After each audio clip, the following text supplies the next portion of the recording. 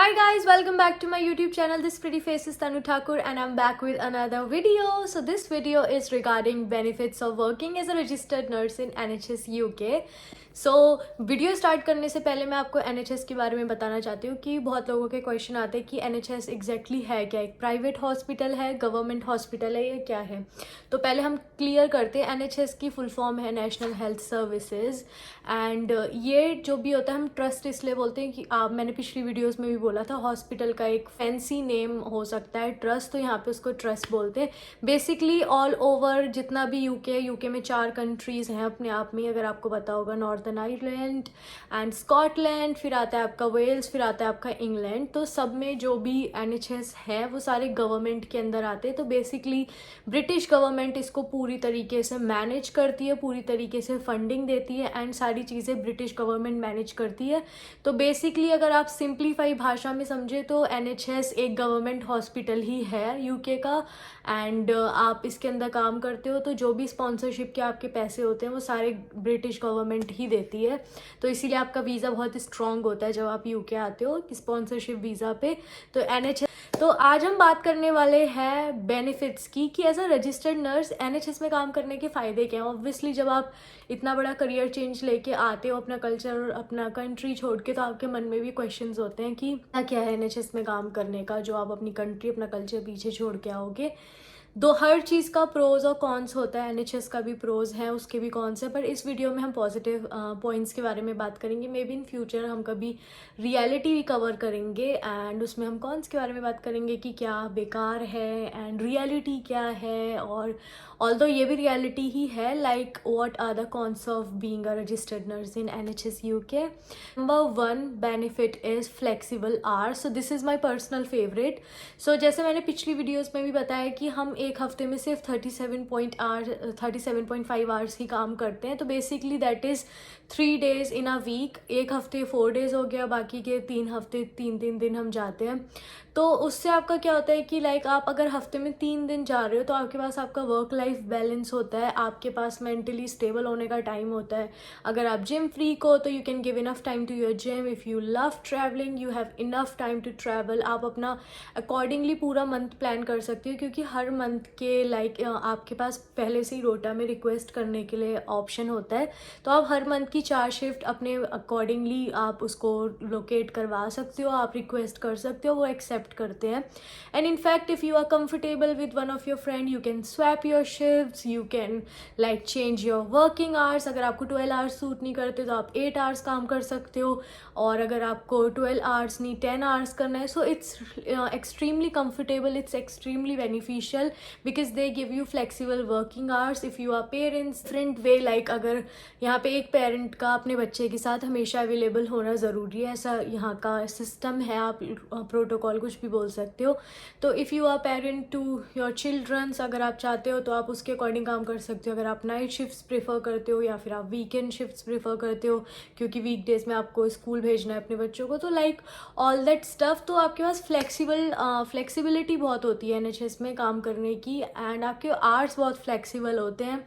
And obviously आपका contract होता है कि 37.5 आवर्स आपको हफ्ते में कंप्लीट करने हैं, तो वो आपकी मर्ज़ी, आप कैसे भी कंप्लीट कर सकते हो अगर आपका मैनेजर, आपका डिपार्टमेंट उस हिसाब से कंफर्टेबल है, which is like they are comfortable most of the times, but yeah you do have the option of working in a flexible hours. Second one is exposure. So this is also my personal favorite honestly. जब आप अपनी country छोड़ के आते हो तो आप देखते हो कि यहाँ पे एक न्यू स्टाइल है काम करने का, यहाँ न्यू प्रोटोकॉल से आप वो सीखते हो, यहाँ न्यू एथिक्स है वर्किंग के, वर्क इन्वायरमेंट डिफरेंट है, और मेंटल हेल्थ प्रायोरिटाइज करी जाती है, फिजिकल हेल्थ प्रायोरिटाइज की जाती है।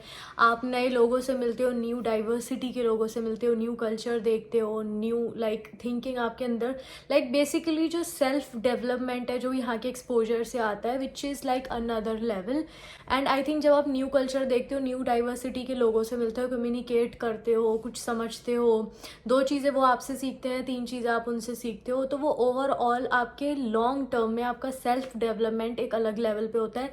आई थिंक आपकी मेंटेलिटी बहुत चेंज होती है, आप बहुत ओपन माइंडेड हो जाते हो। काम का तो एक्सपोजर मिलता ही है कि इनकी वर्क करने की जो टेक्निक्स हैं, जो स्किल्स हैं, वो कैसे क्या है, एंड वो भी सीखते हो। स्किल्स तो सीखते हो, जो मेंटली चेंज आता है, जो आपके अंदर इंडिपेंडेंसी तो आती ही आती है, बट जो कल्चरली ओपन मेंटेलिटी का चेंज आता है, ऑब्वियसली स्ट्रॉन्ग पॉइंट है NHS में काम करने का, कि एक different way of health care देखने को मिलेगा आपको। And it is like my most favourite which is shopping. I think अगर आप NHS UK के बारे में रिसर्च करते हो तो आप सबको पता ही होगा कि यहाँ पे ब्लू लाइट कार्ड होता है, और being a nurse, being a health care worker in NHS, उसके अपने बहुत सारे बेनिफिट्स होते हैं।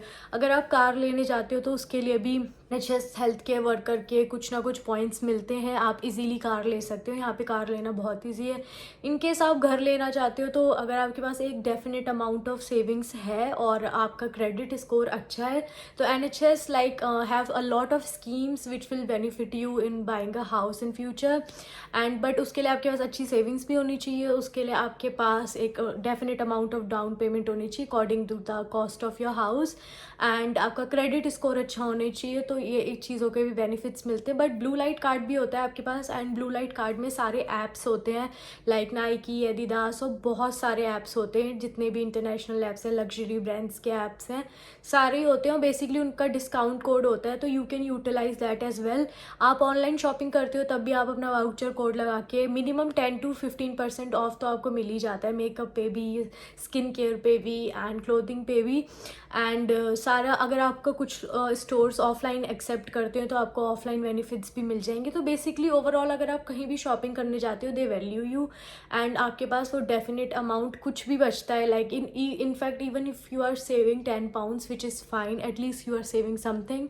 तो मेरे को लगता है ये भी बहुत अच्छा बेनिफिट है। एंड ब्लू लाइट ऐप कैसे इंस्टॉल करना है, उसे कैसे यूटिलाइज करें, if you want to see I can make a short on that, so do let me know in the comments. So blue light app is my personal favorite thing, like the benefits of being a nurse in NHS UK.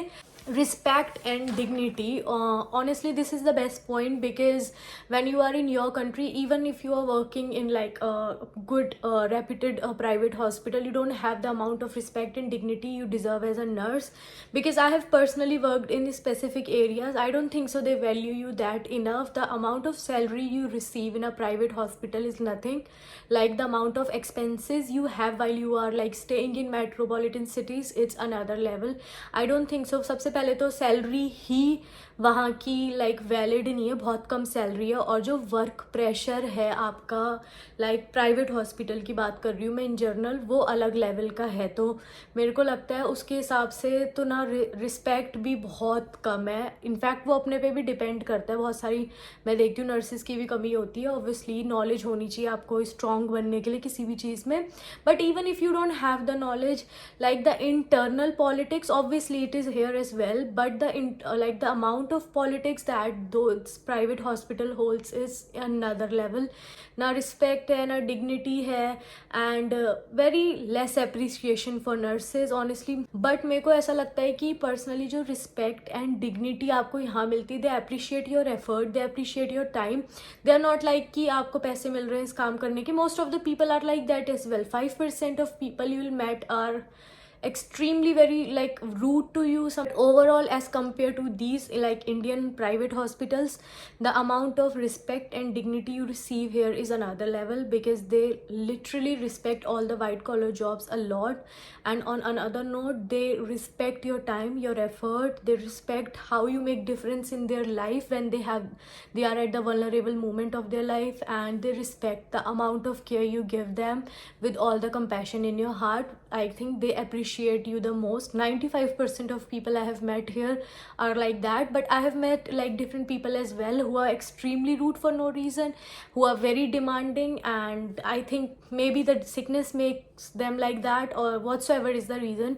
5% लोग तो सब जगह ही ऐसे होते हैं, but 95% जितने भी मैं लोगों से मिली हूँ they always appreciate me, which is the nice part of my job, और उसकी वजह से अगले दिन जाने का भी मन होता है।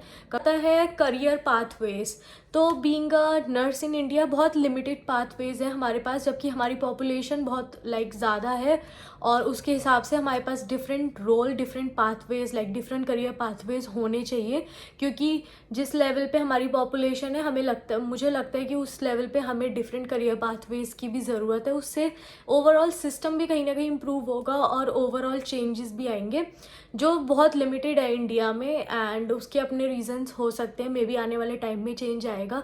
बट यहाँ पे आपके पास बहुत सारे ऑप्शंस होते हैं, आप खाली एक जगह पे नर्स बन के नहीं रहोगे, आपके प्रमोशंस भी हैं डिफरेंट लेवल पे, एंड प्रमोशंस का बहुत अच्छा सिस्टम है। If you are deserving you will get it. And interview के लिए भी कोई, अगर मैं इंटरव्यू देने जा रही हूँ किसी चीज़ का, इवन इफ़ मेरे को नॉलेज नहीं है, दे अप्रिशिएट योर ऑनेस्टी।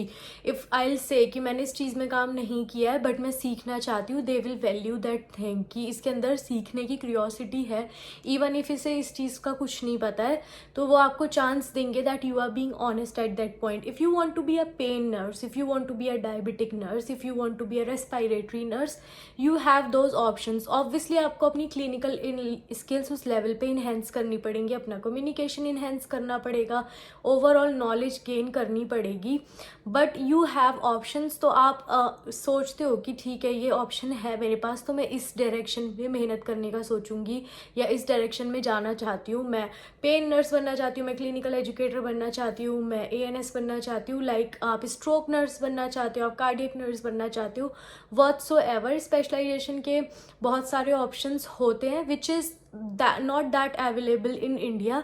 मैंने वहाँ पे क्लिनिकल एजुकेटर्स देखे हैं, टीचर्स देखे, lecturer, professor, associate professor, assistant professor, teachers, and I don't think so मैंने specific pain nurses private hospital में अब धीरे धीरे कल्चर आया है, तो मैंने एक दो code blue, code orange nurses देखी थी, बट बहुत रेयरली देखा था। They are not that actively participating in clinicals, which is completely different here. यहाँ पे वो लोग, अगर कोई पेन से रिलेटेड आपको कुछ भी डाउट है कि मेडिकेशन बहुत लेवल एनाल्जेसिया है तो देना है कि नहीं, एंड क्या प्रोटोकॉल्स हैं, you can any time leave those nurses during the day time, और कोई ऑन कॉल भी अगर प्रेजेंट है, तो उन चीज़ों की बहुत वैल्यू है। प्लस आपके पास कंटिन्यूस लर्निंग का ऑप्शन होता है, क्लिनिकल एजुकेटर्स होते हैं स्पेशल एरियाज़ में। अगर आप ITUs में काम कर रहे हो, आप ED में काम कर रहे हो, तो they want you to develop your skill, आपकी कॉम्पिटेंसी लेवल होते हैं, आप हमेशा एक गोल के पीछे होते हो कि ये करना है, एंड डिफरेंट कोर्सेज होते हैं अगर आप करना चाहते हो। उसकी फंडिंग भी अगर आपका ट्रस्ट करेगा, अगर आप अच्छे हो, आपका मैनेजर सपोर्ट करता है, क्लिनिकल एजुकेटर सपोर्ट करता है, एंड आप मेहनत कर रहे हो, तो ऑब्वियसली वो एफर्ट को सपोर्ट करेंगे, और आपके पास ऑप्शन होता है अपने करियर पाथवे में ग्रो करने का, जो मुझे लगता है इंडिया में काफ़ी लिमिटेड है। आप एज अ नर्सिंग ऑफिसर मैंने देखा कितने सालों तक रहते हैं, which is also fine. If you are working in a government sector, it's absolutely fine, you are getting at least good amount of salary, but if you are working in private sector, the amount of salary you get by the effort you put in is extremely unreasonable. So अगर मैं private hospital से compare कर रही हूँ तो यहाँ completely different है, आपको आपके बहुत सारे करियर पाथवेज में ग्रो करने का मौका मिलेगा। आता है sick leave and annual leave. सबसे बड़ी प्रॉब्लम होती है जब आप सिक लीव लेते हो, and I have been there, I have seen that how to deal with the amount of politics and toxicity you get back when you apply for the sick leave. So अगर आप sick leave ले रहे हो तो आपको एक level तक इतने टेक्स्ट मैसेजेस आएंगे, इतने कॉल आएंगे कि क्यों लिए सिक लीव, एंड ये स्टाफिंग डिस्टर्ब हो गई, ये वो, सो बहुत टॉक्सिसिटी क्रिएट हो जाती है ओवरऑल इन शॉर्ट। बट यहाँ पे if you are sick and no matter आप कितने दिन के लिए सिक हो, ऑब्वियसली 7 डेज के बाद आपको GP का लेटर प्रोवाइड करना पड़ता है, which is also fine. They value your mental health, they value your physical health. Sick leave लेने पे उतनी कोई टॉक्सिसिटी यहाँ पे क्रिएट नहीं होती, जो अमाउंट की टॉक्सिसिटी, जो लेवल की टॉक्सिसिटी मैंने एक प्राइवेट हॉस्पिटल में देखी थी। फिर आती है एनुअल लीव की बारी। तो एनुअल लीव मैं हर ईयर अपने घर जाती हूँ, तो एनुअल लीव आपकी 255 आवर्स की होती है। तो आप अपनी एनुअल लीव आपकी मर्जी से प्लान कर सकते हो। आप चाहे तो 1 मंथ की एक साथ ले सकते हो। ऑब्वियसली इसके लिए आपको 4-5 मंथ्स बिफोर हैंड बताना पड़ता है। जब आप 40 डेज तक की लीव लेते हो, अपने मैनेजर को इन्फॉर्म करना होता है and they are like extremely happy to do that. But आपको बिफोर हैंड ऑब्वियसली इन्फॉर्म करना पड़ता है। बट ऐसी किचकिच वाली चीज़ नहीं है कि मैं एक छुट्टी के लिए भी मेरे को इतना ज़्यादा लाइक कहना पड़ता था कि आपका छुट्टी लेने का मन ख़त्म हो जाएगा। और अगर आप कह दो कि मुझे आज इवनिंग नहीं करनी और मेरे को मॉर्निंग शिफ्ट दे देना, तो वो तो इम्पॉसिबल है, कभी नहीं हो सकता। जिस दिन आप जो चीज़ के लिए मना करोगे आपको उस दिन वही चीज़ मिलेगी। तो एनुअल लीव बहुत अच्छा वर्क है एंड आपको पेड मिलती है सारी annual leave. So I love that as well. तो आप 1 महीने आराम से घूम फिर भी रहे होते हैं, इवन आप घर पे भी हो तो your leave is paid and आप 255 आवर्स कैसे भी प्लान कर सकते। सारी आती है डिपेंडेंट वीज़ा की।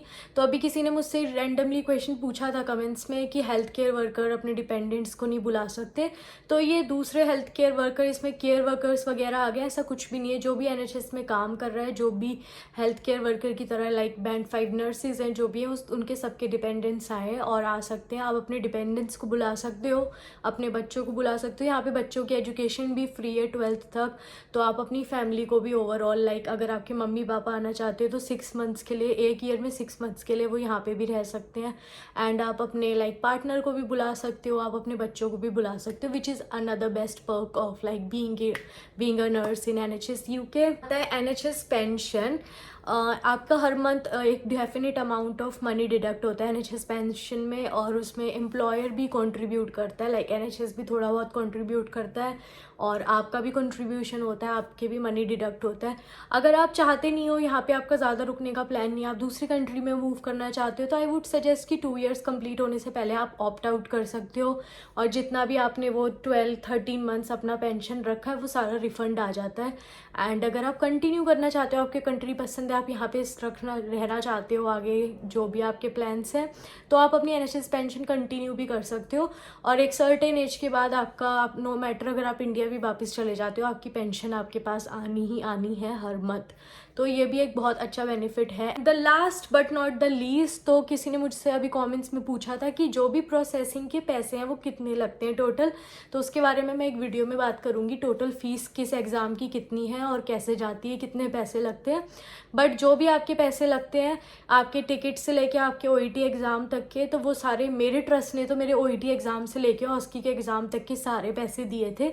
एंड जो मेरे पैसे लगे भी थे यहाँ पे UK के प्रोसेसिंग कराने में, डॉक्यूमेंट्स में भी, वो भी सारे मेरे ट्रस्ट ने मेरे को पे बैक कर दिए थे और रिफंड आ गया था विदिन 1 मंथ, लाइक जब मैं UK आई थी। तो कुछ ट्रस्ट OET की फ़ीस नहीं देते, बट ऑस्की से लेके बाकी सारी चीज़ों की फ़ीस जो भी आपकी जाती है वो सारी रिफ़ंड हो जाती है।